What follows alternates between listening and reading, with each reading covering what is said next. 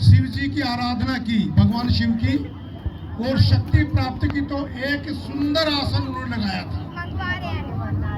सब आलती पालती मारेंगे भगवान राम की तरह, उसमें आपको बहुत सुंदर एक शक्ति प्राप्त होगी। आलती पालती मारेंगे सभी, कमर सीधी करके मुट्ठी बंद करेंगे और अपने घुटने पर रखेंगे सब हाथ, बिल्कुल ध्यान केंद्रित करते हुए, आंखें बंद, हिलना नहीं, किसी को छूना नहीं।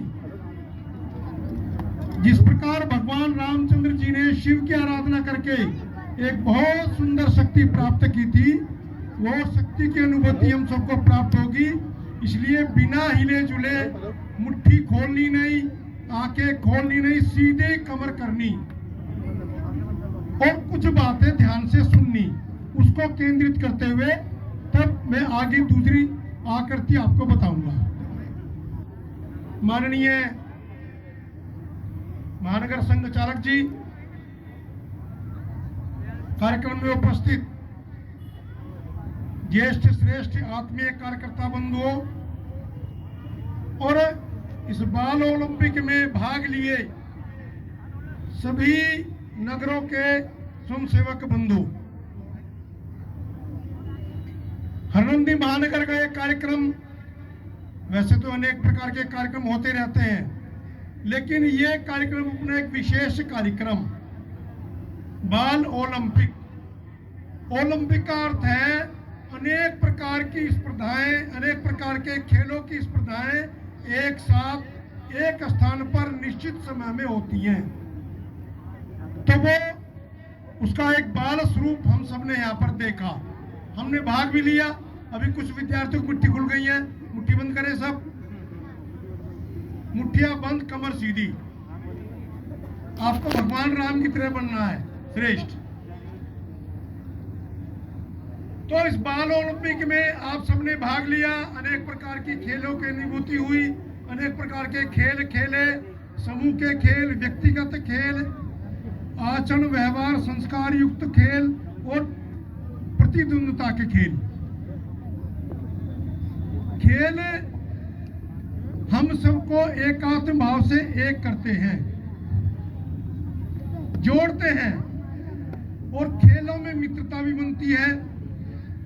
खेलों से हम अनेक प्रकार की सद्गुणों का विकास भी करते हैं और खेलों के माध्यम से ही अनेक प्रकार के विकार भी दूर होते हैं। कोई भी व्यक्ति जो है वो एक राष्ट्र की संपत्ति होता है। हम सभी बाल स्वयंसेवक हैं, शिशु स्वयंसेवक हैं। आगे जब थोड़ा आगे बढ़ेंगे तो अनेक प्रकार के जीवन के अनुभव हमारे सामने आएंगे। तो अभी हम घर में रहते हैं, विद्यालय जाते हैं, विद्यालय जाने से पूर्व माता पिता हमारे घर में होते हैं। माता पिता के दिए गए संस्कार हमारे जीवन में काम आते हैं और वो संस्कार फिर हम घर से बाहर निकलते हैं, विद्यालय में अपने सहपाठी, विद्यालय में अपने गुरुजन, विद्यालय के रास्ते में पढ़ने वाले अपने समाज के अनेक बंधु, उनके द्वारा वो पोषित होता है। हम कोई गलती करते हैं तो हमारे बड़े कहते हैं नहीं नहीं आपने गलती किया है, ऐसे नहीं करना, तो उसको सुधार करने का प्रयास करते हैं। ये जो सुधार करने की प्रक्रिया है समाज के अंदर, वो समाज के कोई भी श्रेष्ठ व्यक्ति कर सकता है।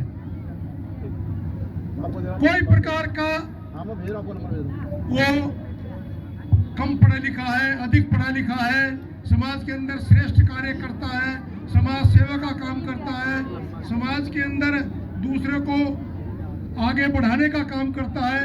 ऐसे अनेक प्रकार के बंधु हमारे जीवन की जो कुरीतियां हैं उनको दूर करने का प्रयास करते हैं और वही अवस्था बाल अवस्था हम सब स्वयंसेवकों की है। इस अवस्था में बहुत कुछ सीखना पड़ेगा।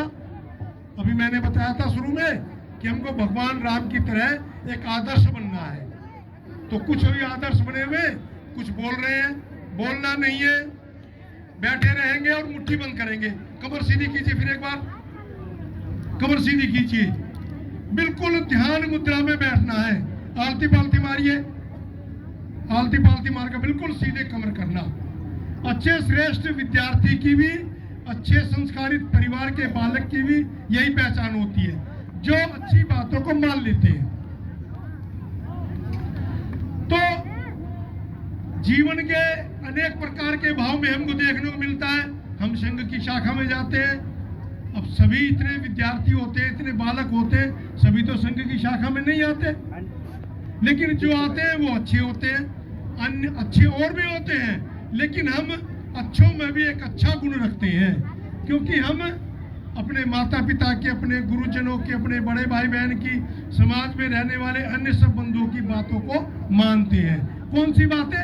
जो हमें अच्छी शिक्षा प्रति मिलती है, जो हमें अच्छाई की ओर ले जाती हैं, जो हमें अच्छे संस्कार देती हैं, जो हमें अच्छा मनुष्य बनाने का काम करती हैं, वो बातें हम सब जीवन में मानते हैं। और यही बातें मानने के लिए राष्ट्रीय स्वयंसेवक संघ ने इन्हीं बातों को सिखाने के लिए अपना एक घंटे की शाखा होती है, जिसमें अनेक प्रकार के खेलों के साथ साथ संस्कार भी हमको मिलते हैं। वो संस्कार हमको ग्रहण करने होते हैं और समाज का एक अच्छा नागरिक बनने का उसमें हमको सौभाग्य अवसर मिलता है। जिस समय भगवान राम की आयु कम थी तो उनको भी इसी प्रकार खेलों में जाना पड़ता था, और मुनि विश्वामित्र ने उनको सभी प्रकार के खेलों में निपुण किया। अस्त्र शस्त्र के साथ साथ नैतिक शिक्षा, आचरण, व्यवहार, संस्कार, गुरु के प्रति श्रद्धा और दुष्टों के प्रति कैसा व्यवहार, ये सब सिखाया गुरुओं ने। हम सब विद्यालय में जाते हैं, वो भी हमारे गुरु होते हैं, उन गुरु के प्रति हमारा भी समर्पण रहता है।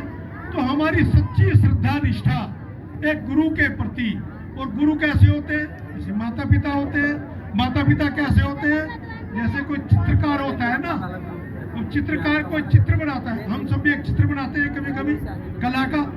तो चित्र बनाते समय हम देखते हैं कि वो चित्रकार कितना सुंदर चित्र बनाता है, पूरा मनोयोग भाव उसके मन के प्रति चित्र में अंकित करता है।